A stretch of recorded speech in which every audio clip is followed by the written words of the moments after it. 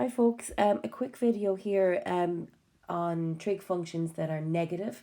A few students have given me some feedback from their homework that they'd like more examples of this. So hopefully this will help you to complete that homework.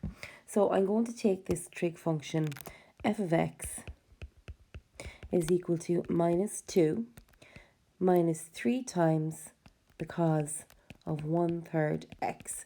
So let's calculate this. So first thing I'm going to look at is the minus 2, the constant. Okay, the constant tells me where my midline is. So this graph will be shifted from the x-axis down the graph by minus 2. So I'm going to draw in my midline. So the midline will be across here.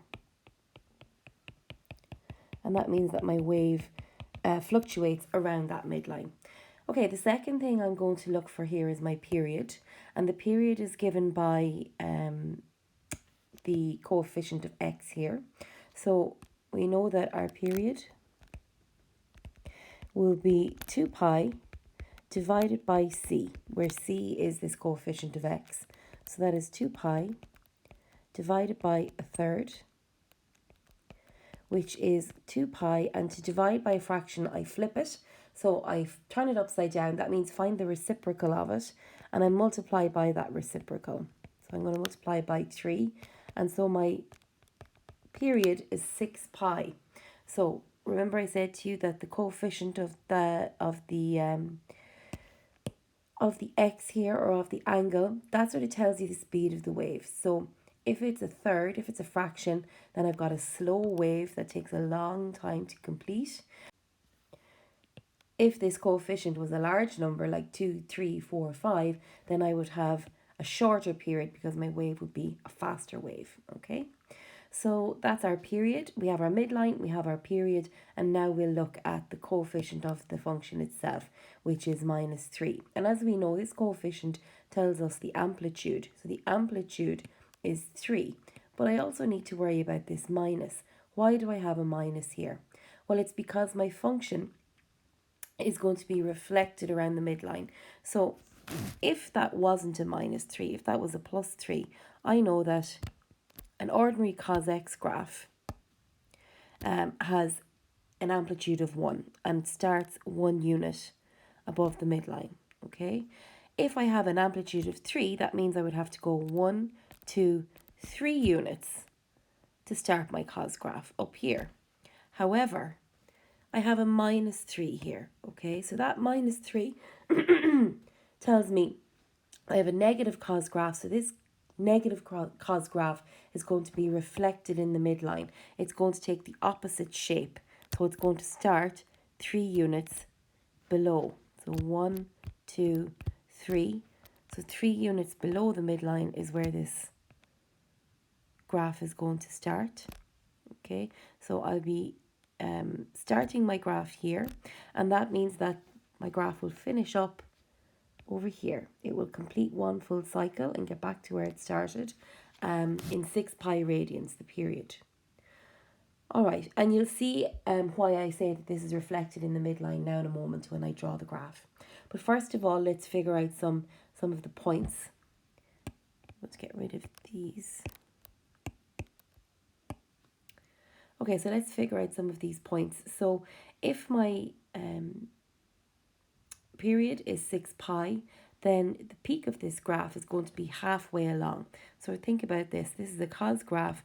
I'm going to go from my trough here to a peak and back into a trough. And so that peak is going to occur halfway along the period here at 3 pi.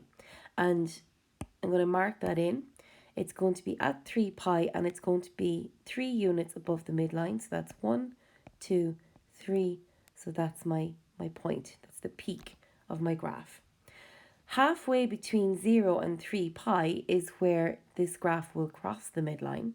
So that will be here. So it will cross the midline there.